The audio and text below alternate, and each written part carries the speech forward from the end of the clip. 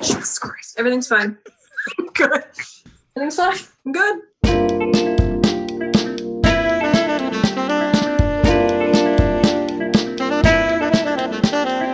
How do you chase your normal? Okay, how do I chase my normal? I think I just try to find positivity anywhere that I can. Little things, big things, just depends on the day, honestly. I don't know if I ever talked to you about this before, but I've had chronic depression for a very long time, hence the chronic part. It's just been something I've dealt with forever, it seems like. And so, you know, there's good days and there's bad days and there's really bad days. So if I can find, you know, something just that brings me a little bit of joy, even if it's like watching a funny video, that's what I'm after. I'm after just finding little bits of joy here and there, and you know, being myself. So that helps definitely. Yeah. Just being goofy. When were you, if you don't mind me asking, when were you clinically diagnosed? I was 18, I believe, but I had it was all there before then for sure. I actually was prescribed Ambien for insomnia when I was 16. So for the last 2 years when I was in high school, I took Ambien. Definitely shouldn't have been. I had really bad anxiety that was keeping me awake. So they just treated the symptom. Not a good idea. So yeah, then I turned 18, got a new doctor, and she was just like, what is this? Why? So she put me on someone else, and then ever since then, just on different stuff. I found a few that work pretty well, but still comes and goes in waves. I try my best to manage it. I stay active, try to sleep well, try to eat well, but How are the waves for you, if you don't mind, like compared to before when you were initially diagnosed? Does it get the lows are still as low? Yeah, it's different too, right? So when I first was diagnosed, I was 18. When I turned 18, I was still in high school. I have like a late birthday, so I still had the whole second semester of my senior year. So I was still living at home, and there was a lot of anxieties there, just different stuff going on that made it not so great. So definitely leaving home, which I didn't do till I was about 22. After that, the waves changed in the way they presented. So a lot less anxiety and a lot more just depression. So yeah, I guess they vary. It depends, just what's going on too. It's hard to say exactly, like, because they're never quite the same. Like for example, when I was younger, it was not sleeping, and now it's like sleeping too much. So it's kind of, it just changes with age. And it just depends. Like, I think I've gotten a lot better at managing it too. And just like accepting things of my life that I can't change. So like things from the past I can't change, or trying to let go of any resentment or anger I might have for people that I held a lot of when I was younger. That's definitely just helped. Just just trying to vibe. No, I feel that. Yeah, that was one of my questions that I was going to ask as well. Like, what, if any, consistency of what helps, throughout the whole process? I know it's ongoing. I know it's ever changing.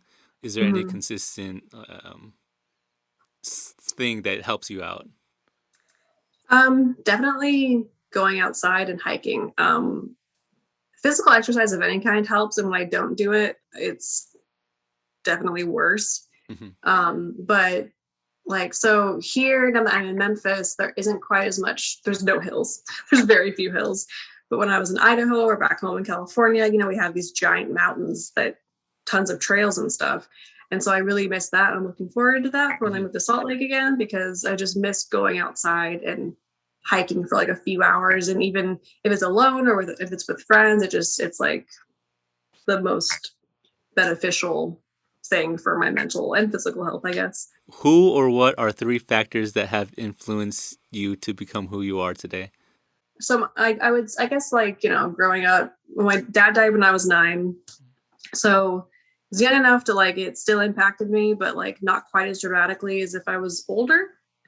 But then it set in motion a lot of other traumatic things, I guess, that impacted my upbringing. So I think that definitely shaped me a lot, whether it's in a good way or a bad way or both now that I've worked through some stuff. Right.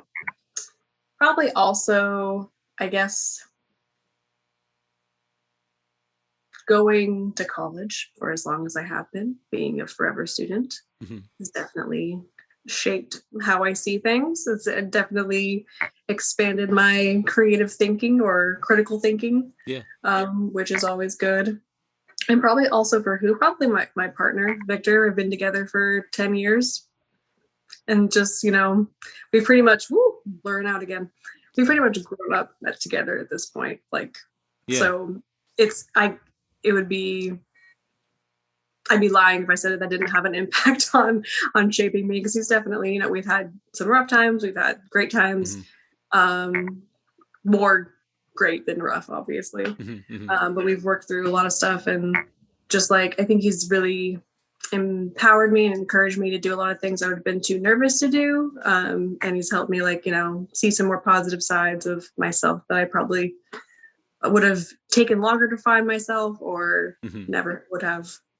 Hey, yeah. Shout out to Victor. I haven't seen him in so long. What is it? I can bring him in. I'll bring him in at the end if you want. Yeah. He's playing Elden Ring. Yep. Yeah.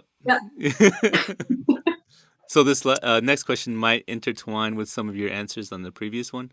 What are some things that matter to you? Victor. My relationship with him. Yeah.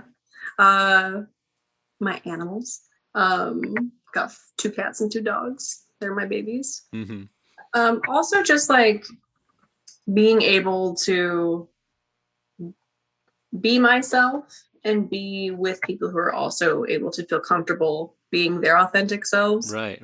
Like the reciprocity of like acknowledging that everyone is just like being they're not putting up this intense filter or there's a term for it in social psychology or personality psychology. Wouldn't remember it. It's something I didn't learn until grad school. It's not because that's the other thing. Is like, so I guess graduate school has been really important to me, but it made me realize how little we really get to in undergrad.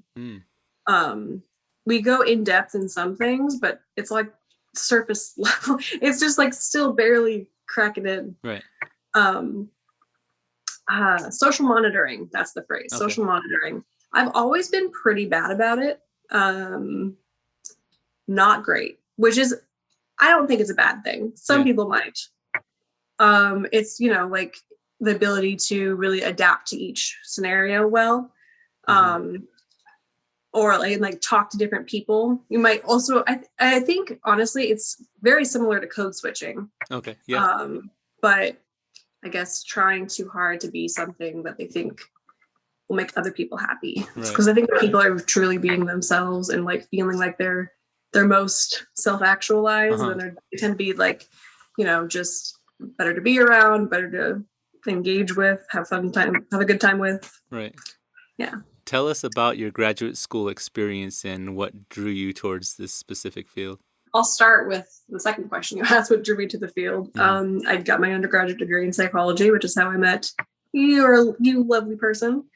I've just always been curious about how and why people do things. I'm one of those very rare people that knew very early on. I was like in 8th grade. I had this epiphany. I was like, I want to study psychology because I want to know why people do things. Yeah. How I went about it was a little different. By the time I got to undergrad, I no longer thought I wanted to be a therapist because I was like, I don't think that's for me. Yeah. And I thought that pretty much like that was it. I didn't know how else you could get a degree in psychology. First generation college student problems, as I said earlier, like, you just don't know what's out there. You think bachelor's degree is it. And for a lot of people, that's all they need. But psychology, you really need more. Yeah. So actually it was Dr. Adams and Dr. Key, because Dr. Key was saying something about like, she was saying on like the first day of stats, the different ways you could go. Because she's like, you can get your MS, your MSW, you can get your PhD, or you can get a PsyD. And I was like, I don't even know what any of this is. I'm scared. And just the more I talked to her and then Dr. Adams, I think it was also in his class because I had both of them my first semester there. Mm-hmm. And he said at the beginning of the first class, if you want to go to graduate school, you need to have lab experience. And if you want to do that, come talk to me. So I went and talked to him. And if I hadn't done that, if they hadn't said those things, Right. I probably wouldn't have gone to grad school because I would have had no idea. So I'm forever thankful to them for that. And then let's see, like how I went with experimental psychology is that it was broad. So being that I knew I liked psychology, I liked all of it. So that was kind of a problem. Mm-hmm. In so a lot of people in graduate school or staff at other universities, they want you to come in knowing what question you're going to be asking, what you're going to be studying, what area. And a lot of schools have a whole department that's just social psychology, just developmental psychology, Mm-hmm. things like that. But experimental psychology is a generalist program. So there's labs that do different things in my department, but they all work together and you take classes with everyone. We also have a clinical department that we take classes with. So you get, exposure to just different people's thoughts and ideas. It's not like an echo chamber all day. Yeah. And honestly, this was the only PhD program I applied to. All the other programs I applied to were master's programs in California because I didn't believe that I'd get into a PhD program, but I was thought, screw it. Why not? Yeah, congrats. And then they called me. So here I am. Putting yourself out there and you're getting the results. Yeah, I suppose. But let's see, the experience it's been interesting. And it's definitely like, it hasn't been linear. I mean, I guess, I actually recently saw a little visual from an Instagram page. I think it's like a graduate school memes page, but it showed like the course of how you expect graduate school to go, and it was just linear, and then it showed how it actually is, and it was like, woo! And that's very accurate. Especially, like you'll have moments, months of great productivity, you get a paper published, you propose something, you do a presentation, and then you're like, yeah, and then you feel like you don't do anything for maybe 6 months, 3 months, a month, and you feel it's like you're not doing enough. It can be a pretty toxic environment. I think I've been pretty good about, like, I haven't had too much negativity. Okay. That I've encountered. My cohort in particular was great. We're all friends. I'm going to be friends with them, I'm sure, for a very long time. I've been in some of their weddings. Like, we're all really close now. So having that support system of people going through stuff with you at the same time and like you can empathize with has been really beneficial. I know that not everyone gets to have that. Some people go into a program and they just like experience all this horrible stuff like without any support. But yeah, it can be like the pressure can be intense, but it's definitely gotten a lot better. That's good. What advice would you have for someone interested in that type of field or someone that's about to get into it? I guess if you're going towards experimental psychology, I think it's beneficial because it is general, or any generalist program is going to be, I think, great. And if anyone was like considering applying to a certain program and they weren't totally sure like what they wanted to study and that was putting them off from applying, I would say find a generalist program because they accept that you're not totally sure. A lot of times they accept intermingling. I would still recommend Idaho State University. That's where I'm currently attending because I think that they do a great job of mixing stuff together. You don't feel like you can't talk to other labs. It's not like you're, holding your research close to you because you're afraid someone's going to steal it. That doesn't happen in my department, which is fantastic. I'd also say like really consider or look at the programs, I guess, what's the word I'm looking, the environment of the program, or like the vibe. I'm trying to think of a more professional word for vibe, but like the vibe of the faculty. So if someone's getting asked to, interview somewhere and there's an opportunity to speak to students, like take it very seriously and ask questions about like how people feel supported Mm-hmm. and how people feel like how the work versus the work-life balance is there, how this faculty and students interact, like if that's a healthy relationship or not. Mm. Trying to think, yeah. If someone's already going in, I would just say, just breathe and don't try to go too fast. Mm. Because in the end, I mean, I'm in the same spot as all pretty much my cohort. We're all in this together. Yeah. And so like me sprinting in the beginning was pointless because we're all in the same spot now. Mm-hmm. So I would have rather gone a little slower and not felt burnt out than what I did. Right. Yeah. What is something you would like to normalize? Probably not having a linear pathway. I went to, so I, at least like, you know, if it's school, if it's life, not holding yourself to the standard of like what you think you're supposed to be doing based on your age. Mm-hmm. I think a lot of, I feel like, I feel like you're around my age. Maybe older. Maybe a smidge. But I think these kids, the Gen Z kids, I think they're getting a little better about not, I like to hope that they're better than we were about not, you know, feeling pressure to get something done or do something by a certain age just because that's what society tells you is expected. Or, you know, not everyone needs to go to undergrad and go to college. A lot of people would be better off if they went to a trade school. Mm-hmm. And I've been an academic advisor now for 2 years, and I'm still like, that's not for everybody. Like, it doesn't have to be for everybody, but so many people go because their parents tell them to, they think they're expected to, they think there's nothing else to do, but there's so many other options. That's like, I will talk about that forever because I get so upset and like sad for people who like wasted all this money on a degree they're not interested in at all, and they only kind of went because they thought, okay, I graduate high school, I guess I gotta go. Yeah, gotta do something. Yeah, and I feel like there's so much, I mean, it can be great for people, you know, who, I think the experience itself can be beneficial if you go off to school and it's like very, you know, you gain independence and things like that. But you can also gain independence by getting your first job, in my opinion, like being responsible because you have to be somewhere at a certain time. I don't.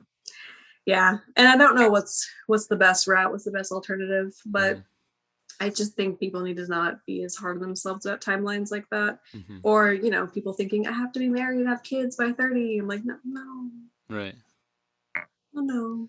Though our generation is actually not doing that as much. Mm-hmm. We are getting married much later and popping out children much later. Random silly question. Love those. If you won $1 million, what would be the 21st item purchase? Probably a tattoo. That's not really an item, but it's something I spend money on. Would that also be like the 20th and the 22nd? You like get a multiple? Okay. Yeah. What would it be of? What would it be of? Ooh, see, it could be a flash piece because I'm becoming more like, you know what? I like that today. Let's get it there. Yeah. I used to think when I was much younger, I was like, oh, they all need to have a meaning. No, they don't. No, they don't. I got a cactus on my lower ankle because I saw it and I wanted it. Yeah. The Ariana Grande, see it, I like it, I want it, I got it. That's me in tattoos these days. Who is Kellie Brown? I have no idea. That's a great question. I was actually talking to Victor about this in the car. I was like, who am I? I don't know. Taking notes, writing something. Yeah, I'm like, I don't know. I'm a silly, sad, happy, goofy lady.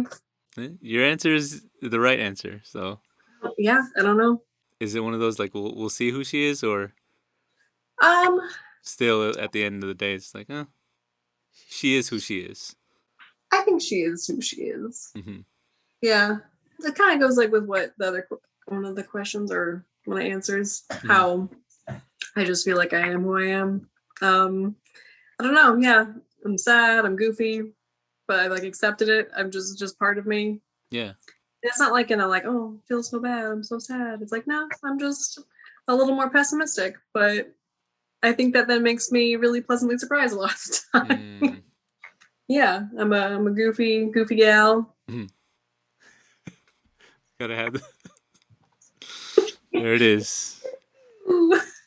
Closing thoughts, Kelly. Any last words for the people? Anyone or thing you want to shout out, want to plug? I don't really have anything to plug. Although I may have an article coming out soon, so that's cool. We'll definitely post that in there. Revise and resubmit moments of it. Shout out to Victor, my homie. Kelly, thank you for checking in. Appreciate you and your time. Thank you so much. I appreciate you. I'm so glad that you were doing this. And based on what you said about why you started doing it, I'm glad you did it instead of being 80 and regretting doing something like this.